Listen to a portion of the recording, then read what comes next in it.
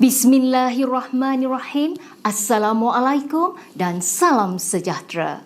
Sidang penonton yang dihormati, kini saya bawakan anda untuk mengikuti siaran langsung sidang selari Kolokium Pemimpin Cemerlang Institusi Pendidikan atau PCIP. Untuk itu, saya serahkan kepada moderator kita yang bertugas pada hari ini. Dipersilakan.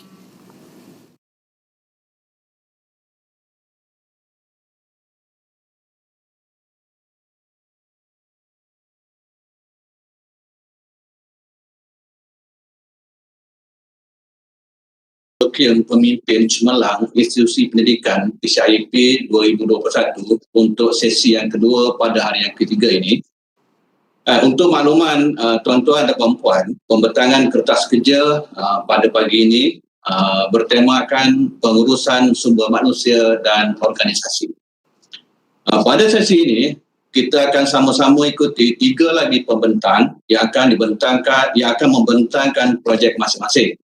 Izinkan saya memperkenalkan pembentang dalam bilik maya pada pagi yang berbahagia ini, iaitu pembentang yang pertama yang berusaha Dr. Zahri bin Haji Ramlan, pengetua dari SMK Seri Utama, Petaling Jaya, Selangor. Kemudian pembentang kita yang kedua ialah Encik Ibrahim bin Kasar, pengetua SMK Seri Bayu, Bayan Lepas, Pulau Pinang. Dan pembentang yang ketiga pada hari ini ialah Encik Masrin bin Zaini, pengetua dari SMK Sukau, Pinang Batangan, Sabah. Okay. Baik, para hadirin yang dihormati sekalian, sebelum kita mulakan sesi pembentangan, suka saya bacakan peringatan mengenai atur cara semasa sesi ini berlangsung. Pembentang diberi masa selama 15 minit untuk membentangkan projek masing-masing. Okay, selepas 10 minit, saya akan memberi peringatan bahawa baki masa tinggal lagi 5 minit. Begitu juga setelah masa tamat, saya juga akan memaklumkan bahawa masa telah pun tamat. Sejurus selepas itu, sesi soalan jawab akan diadakan selama 5 minit. Bermakna setiap pembentang akan diperuntukkan masa lebih kurang 5 minit untuk sesi soalan jawab. Baik, untuk makluman semua pembentang, anda juga diberi peluang untuk menilai pembentangan rakan-rakan anda sepanjang slot ini berlangsung. Dengan menggunakan pautan yang disediakan di live chatting Webex. Okay. Kemudian dimohon melaksanakan penilaian tersebut mengikut kriteria yang telah ditetapkan dengan profesional. Untuk para peserta juga ataupun para penonton juga boleh mengemukakan soalan kepada para pembentang dengan menulis soalan tersebut di ruangan chat YouTube. Saya akan petik soalan-soalan yang telah dikemukakan oleh tuan dan puan nanti ya. Baik, baiklah tuan-tuan dan puan, kita mulakan sesi pembentangan pagi ini dengan memperkenalkan pembentang yang pertama. Okey, saya akan bacakan biodata secara ringkas pembentang kita yang pertama, iaitu Dr. Zahri bin Haji Ramlan,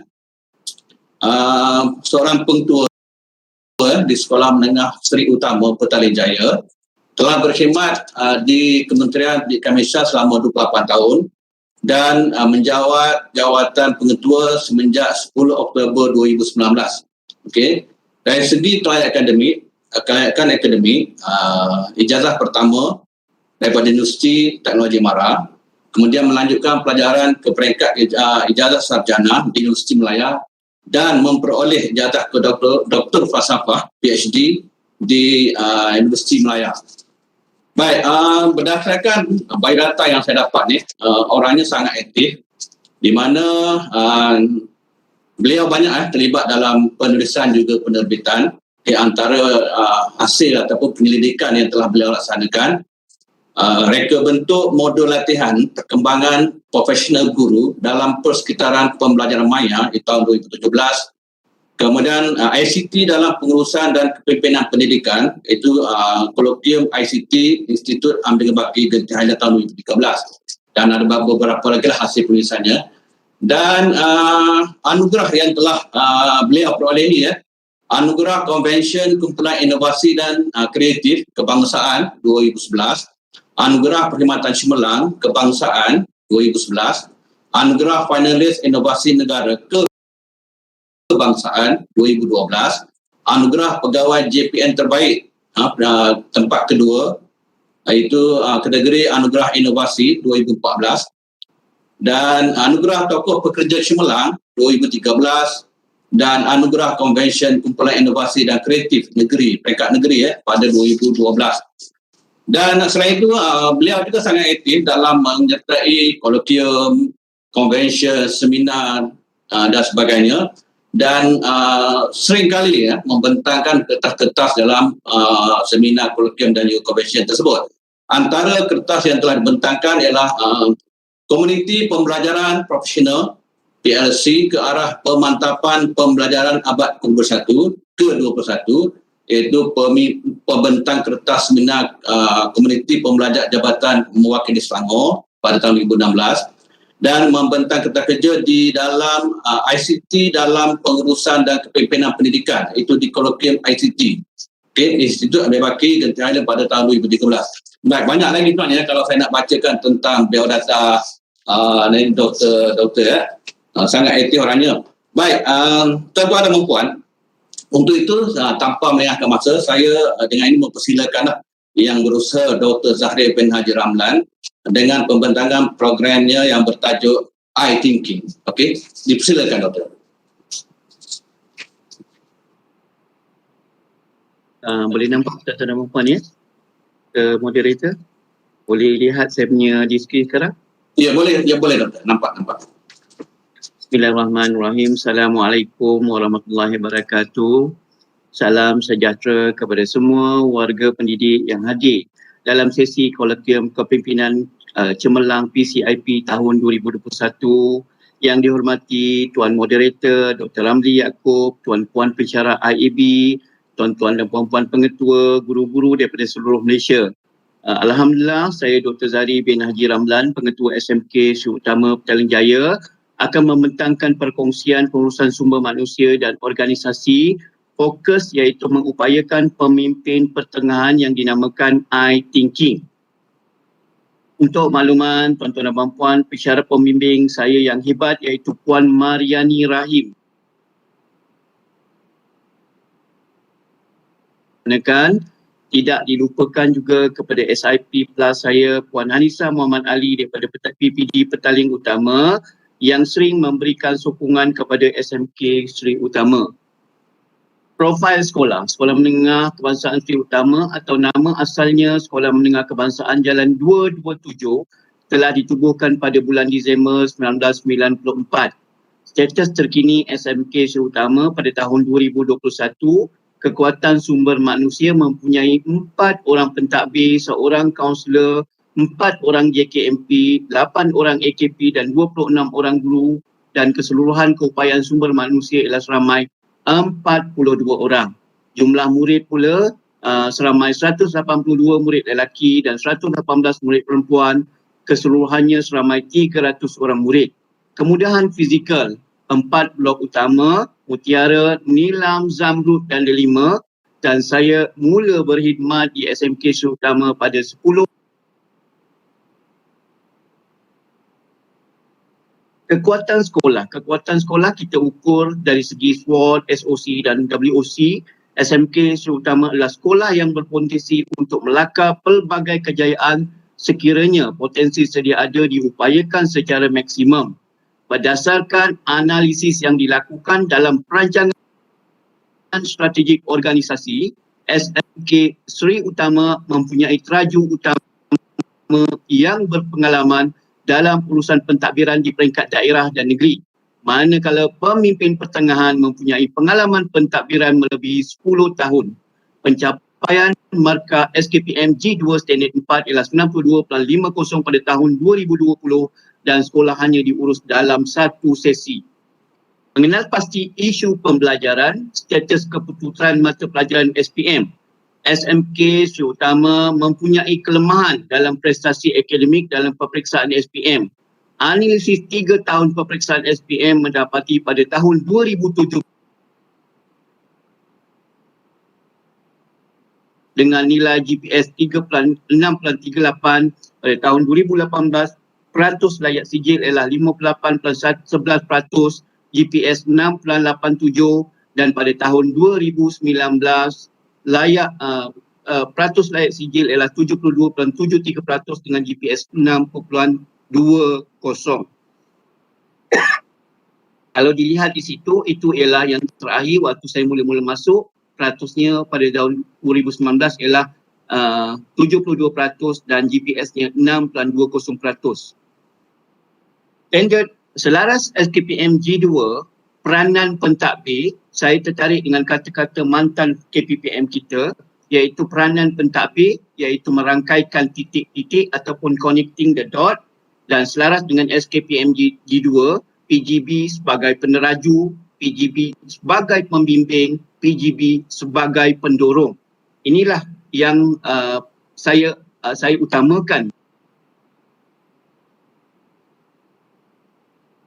Perancangan iaitu berdasarkan isu pemetaan TOV, KPI dan kumpulan sasar. Melalui pemetaan 3 tahun SMK Sri Utama, antara fokus utama ialah mengupayakan pemimpin pertengahan. Pemimpin pertengahan akan dibekalkan dengan pertama, kemahiran strategik, yang kedua, kemahiran menggunakan data untuk menyelesaikan masalah yang saya namakan data driven ataupun normality SRIU, dan yang ketiga, kajian kemahiran menyelesaikan masalah, intervensi 3 langkah dan kajian tindakan. Kalau dilihat pada jadual yang dimaklumkan, yang kita dapat lihat sama-sama, itulah saya punya pemetaan daripada tahun 2020 hinggalah pada tahun 2022. Pelaksanaan konsep pengurusan sumber manusia berkesan untuk memastikan masalah pembelajaran dapat diselesaikan. Fokus utama pattern dari aspek yang pertama, aspek kemahiran strategik, kemahiran menggunakan data untuk menyelesaikan masalah, data driven, dan yang ketiga, kemahiran menyelesaikan masalah dengan kaedah intervensi 3 langkah.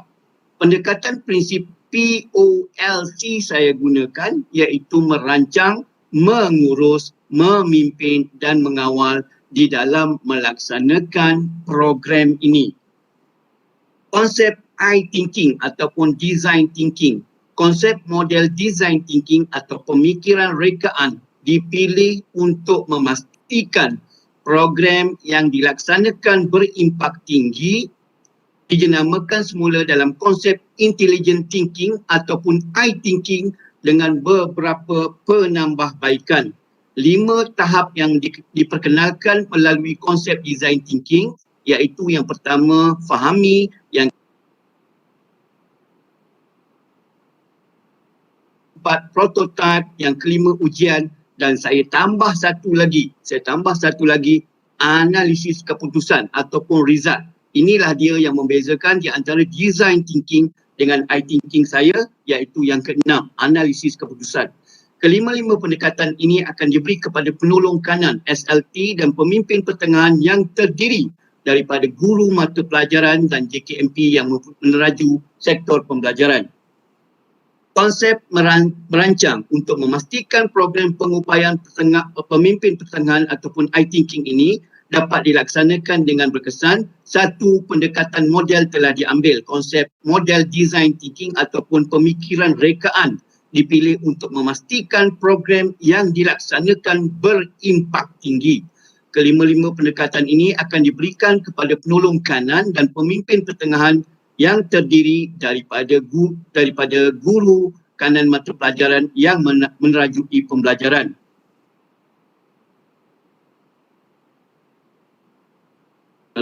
Amat penting untuk memastikan pemimpin pertengahan memahami bagaimana membina perancangan strategik yang betul mengikut bidang tugas masing-masing. Perancangan strategik merupakan kunci utama perjalanan sesebuah organisasi. Konsep mendefinisikan dialog prestasi merupakan pendekatan terbaik dalam situasi ini. dalam konteks ini, peranan pengetua adalah mengadakan dialog prestasi dengan guru penolong kanan pentadbiran dan semua guru kanan mata pelajaran.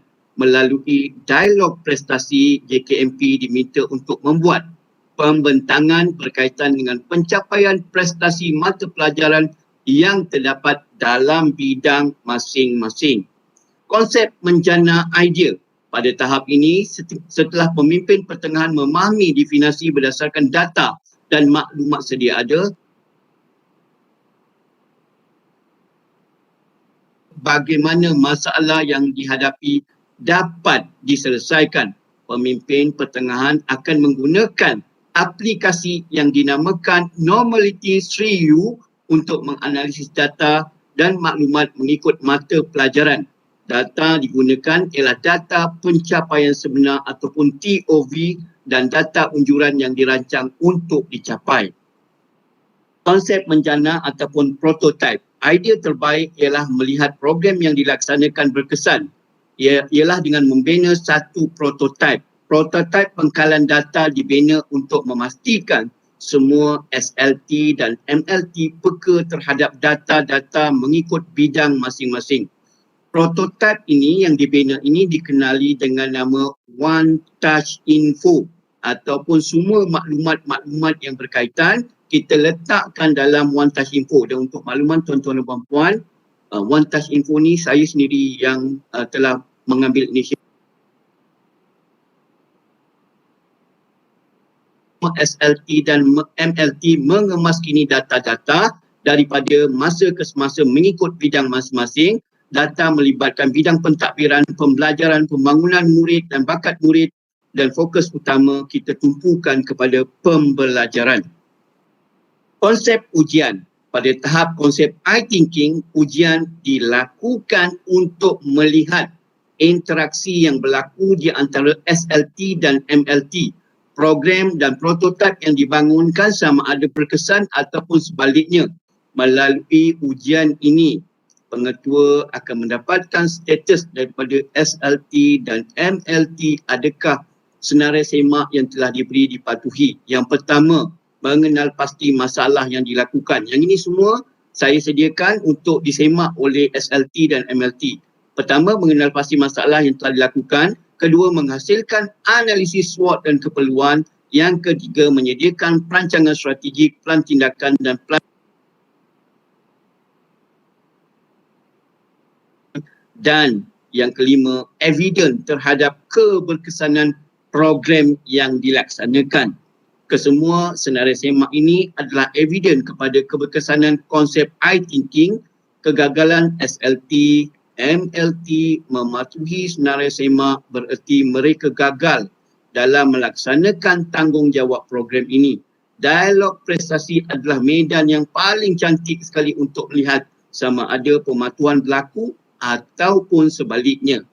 Konsep ujian, inilah dia. Saya bina instrumen, saya nak tanya. Saya beri instrumen ni pada SLT dan MLT. Kalau dilihat di situ, pertama, adakah semua SLT, MLT telah mengenal pasti masalah? Adakah analisis dibuat?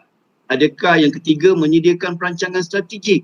Yang keempat, pemantauan dilakukan? Yang kelima, evidence kejayaan dibuat. Fahami konsep.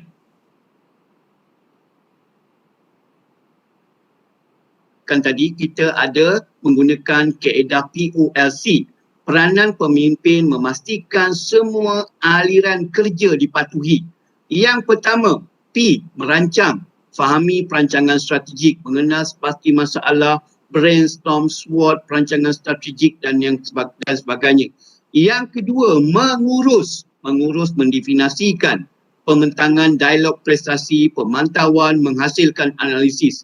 Yang ketiga, memimpin, menjana idea, TOV, normality review, menyediakan perancangan strategik, normality review, intervensi, pelan tindakan dan pelan operasi. Yang keempat, mengawal, iaitu saya membina prototipe, membangunkan sistem One Touch Info, dan yang kedua, ujian senarai semak pelaksanaan. Apakah cabaran saya ketika melaksanakan program I-Thinking ini? cabaran iaitu kefahaman membina perancangan strategik. Sebenarnya terus terang saya membina perancangan strategik. Jadi saya memberikan penyelesaiannya ialah saya memberikan mereka bagaimana membina perancangan strategik yang betul. Yang kedua, cabarannya ialah kebolehan menganalisis data secara bermakna. Tuan-tuan dan puan-puan, di sekolah kita banyak data. Tapi adakah data yang kita ada itu kita memberi makna kepada data yang sedia ada? Jadi penyelesaiannya ialah membina aplikasi Numeratis Review dan analisis data. Yang ketiga cabarannya kebolehan menyelesaikan masalah. Kadang-kadang kita ada masalah tapi masalah kita tidak boleh diselesaikan. Jadi sekarang ni kita nak menyelesaikan masalah. Saya menjana idea pelan penyelesaian masalah melalui intervensi 3 langkah. Yang terakhir sekali bekerja secara pasukan. Tuan-tuan dan puan-puan, kalau kita tengok adakah kita di sekolah benar-benar dapat bekerja secara berpasukan. Kadang-kadang kita ada tim, kita ada pasukan di sekolah. Tapi saya cerita ni sekolah saya lah. Berlaku ni diwujudkan dan gabungan SLT, MLT dan ketua panitia kita gabungkan supaya menjadi satu pasukan yang mantap. Impak. Bila kita buat, yang paling utama sekali kita ukur ialah impak. Penilaian saya yang pertama, keputusan GPS mengikut mata pelajaran. Hasil daripada pelaksanaan iThinking, SLT dan MLT dapat berfikir secara selaras. Maksudnya dinamakan berfikir secara sama. Mereka dapat mengurus bidang dengan lebih berkesan daripada usaha untuk ditunjukkan dalam unit pembelajaran telah membuahkan hasil dalam sijil pelajaran Malaysia. Kalau tuan-tuan dan puan-puan tengok di situ, dah ada perubahan dari segi peningkatan pada tahun 2019 dan 2020 hasil daripada program yang kita laksanakan ini. Impak yang kedua ataupun keberhasilan penilaian yang kedua, kesejahteraan SLT. Masa 5 minit lagi ya Dr. Kadang kita buat program, kita syok sendiri. Kita sebagai pentadbir ni kita syok sendiri. Kita bantai macam-macam program tapi kita tak tahu, tak nilai sama ada program kita tu dekat orang-orang bawah kita tu adakah memberi impak. Jadi untuk memastikan program kepimpinan pertengahan ini berada pada landasan yang betul, saya membuat satu ujian yang dinamakan ujian DAS. Dilakukan kepada semua warga guru di SMK Serutama. Dapatan ujian tiada di kalangan SLT dan MLT menghadapi stres. Jadi kita takut juga, kita buat program ni, kita packkan program. Kita takut orang bawah kita stres. Tapi bila kita buat ujian DAS ni, tidak ada satu yang menyebabkan stres di kalangan SLT, MLT dan guru-guru. Perincian yang dibuat terhadap 3 orang guru, kalau kita tengok di situ ada 3 warna merah tu, ada juga stres. Jadi bila saya tengok ada 3 warna merah di situ, saya pun zoom in. Saya zoom in ketiga-tiga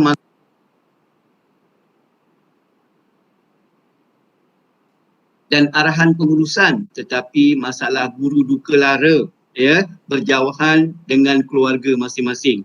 Jadi saya boleh tarik nafas lega lah. Bukan masalah stres berpunca daripada pentadbir, tapi masalah berjauhan daripada pasangan masing-masing.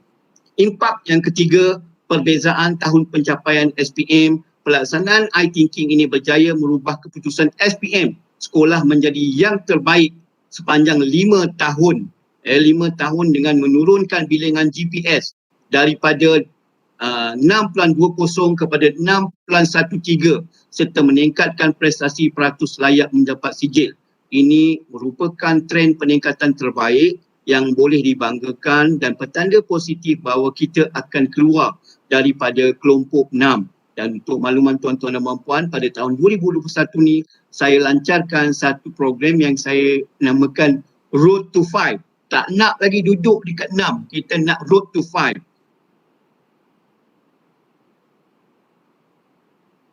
Puan-puan dapat lihat di sini, inilah perbezaan tahun pencapaian SPM. Kalau 5 tahun pada tahun 2020 itulah pencapaian terbaik SMK Serutama, inilah hasil yang telah dapat dibuahkan. Dan sebagai bukti, pihak sekolah telah menerima sigil penghargaan dan pencapaian dalam SPM pada tahun 2019 dan 2021. Kemudian impak yang keempat, pencapaian markah pemantauan standard 3+1 dan standard 4. Hasil pemantauan unit pembelajaran pejabat pendidikan daerah Petaling Utama, unit pembelajaran terhadap standard 3+1 dan standard 4 SKPM G2 mendapati penarafan pemantauan ialah sebanyak 62% berada dalam kategori cemerlang, tuan-tuan dan puan-puan. Jadi rumusan dan kesimpulan, pengurusan sumber manusia amat penting untuk impak sesuatu program, sesuatu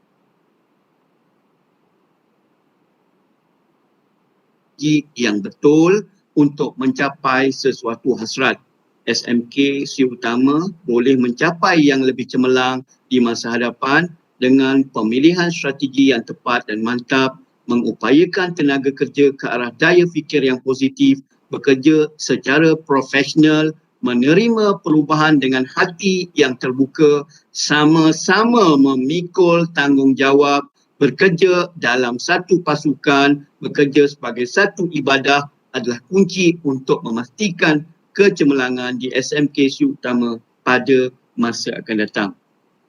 Tuan-tuan dan puan, ini saya paparkan, inilah galeri bimbingan yang telah dibuat bersama dengan pensyarah IAB Genting, Puan Mariani, yang memang banyak membantu kita, yang turun tanpa berkira. Bila kita Puan Mariani, marilah datang ke sekolah saya, dia turun bersama-sama, dan juga SIP Plus saya, Puan Hanisah Muhammad Ali, yang memang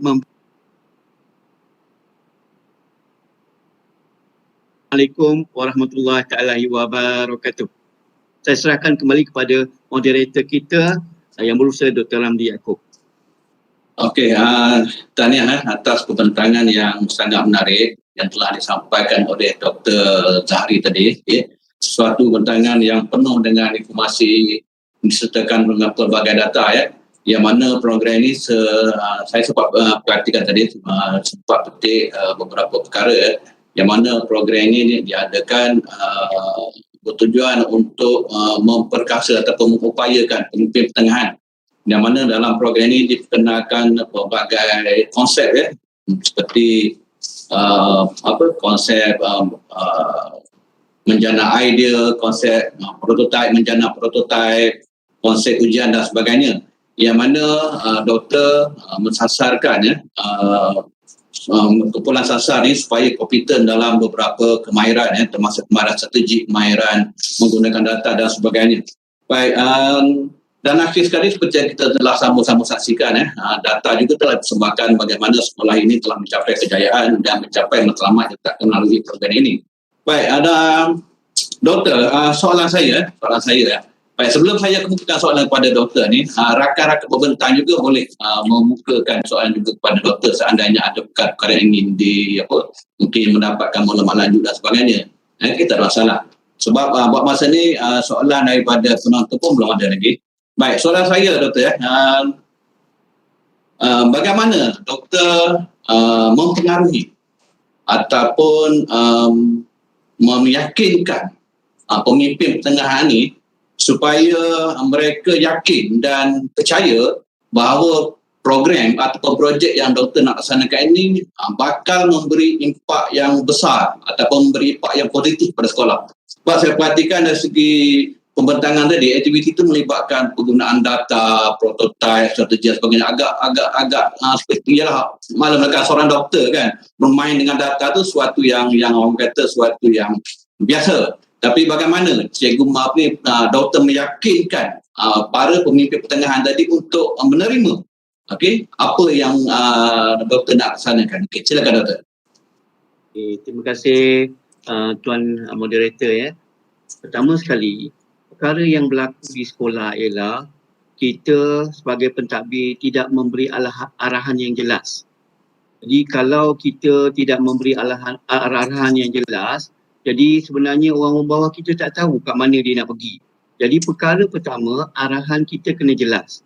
Bila kita dah jelaskan arahan kita, yang kedua, kita kena bagi tahu sebenarnya apa isu kat sekolah kita ni.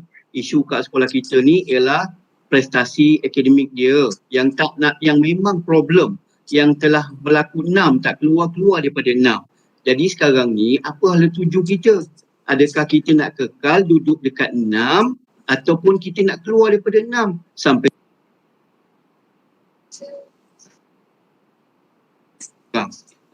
dengan jelas arahannya kita punya masalah dia 6. Sekarang kita nak keluar dekat 6. Tak banyak sikit pun dapat 5.9 pun cukuplah kita keluar. Asalkan jangan duduk dekat 6. Jadi that's why saya kata pendekatan saya ialah fahamkan dulu. Kalau kita tengok tadi, kita tengok pada slide tadi, cabaran dia pertama sekali tak faham bina perancangan strategik. Untuk makluman tuan-tuan dan puan-puan, perancangan strategik ni ialah kunci kepada sekolah. Jadi bila saya terus terang tuan moderator, saya cakap terus terang, sebenarnya perancangan strategik yang dibuat oleh sekolah, kebanyakan dia ialah cut and paste. Dia tak faham sebenarnya apa perancangan strategik. Dia cut, dia paste, dia cut, dia paste. Bila kita tanya balik, you faham tak apa yang you buat? Tiba-tiba kalau salah cut and paste, sekolah lain punya nama pun ada dekat perancangan strategik kita. Jadi saya kata okey, kita buang perancangan strategik yang lama. Perkara pertama saya nak fahamkan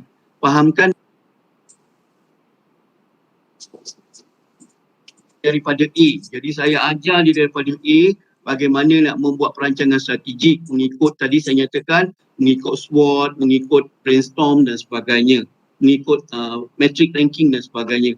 Jadi yang paling utama sekali yang kita kena fahamkan ialah SLT dengan MLT kita.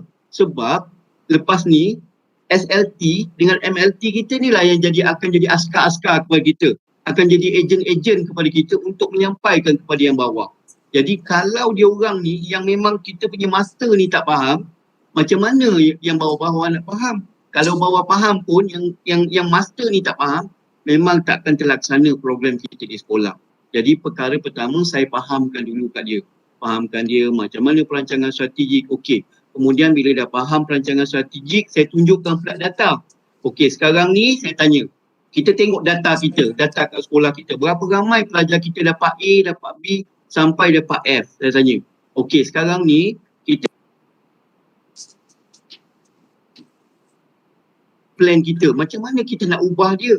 Macam mana data yang sedia ada ni kita maknakan dia? Sebab kita tengok data, kalau kita tengok data tu kita tenung aja tanpa memberi makna kepada data, sampai bila-bila pun kita tak boleh menyelesaikan masalah. Jadi perkara kedua saya kata okey, data ni. Okey, sekarang kita dapati bahawa 20 orang pelajar kita dapat F ni. 20 orang dapat F. Macam mana yang dapat F ni kita nak bimbing? Siapa nama yang dapat F 20 orang ni? Okey, kita keluarkan yang 20 orang ni yang dapat F ni. Okey, sekarang ni kita dapat 20 orang, kita bimbing yang 20 orang ni supaya 20 orang ni boleh keluar daripada F kepada D. Tak dapat banyak, tak payah sasar yang tinggi-tinggi lah. Dapat daripada F pergi ke D pun, pergi ke E pun dah cukup dah. Jadi saya fahamkan macam mana membaca data dengan data yang bermakna. Jadi bila Tuan Moderator tanya bagaimana cara dengan membaca data, pertama sekali kita kena fahamkan dia. Tak faham, kita bagilah, kita suapkan dia dengan apa-apa, tak akan berlaku sekarang ni. Perkara pertama, kunci dia ialah kita fahamkan dia dan kita letakkan di mana hala tuju yang kita nak bawa pada organisasi kita. Tuan Moderator. Okey. Baik, terima kasih Doktor. Di sini ada satu lagi soalan Doktor yang dikemukakan di ruangan chat ni. Okay, soalan dia, apakah contoh halangan yang ada dan wujud dari guru-guru? Mungkin apa ni yang bertanya ni bermaksudkan apakah mungkin halangan yang datangnya pada guru-guru pada yang terlibat dalam Doktor. Okay, silakan Doktor. Tuan Moderator ya, sebenarnya dalam kita nak melaksanakan perubahan, memang kita tak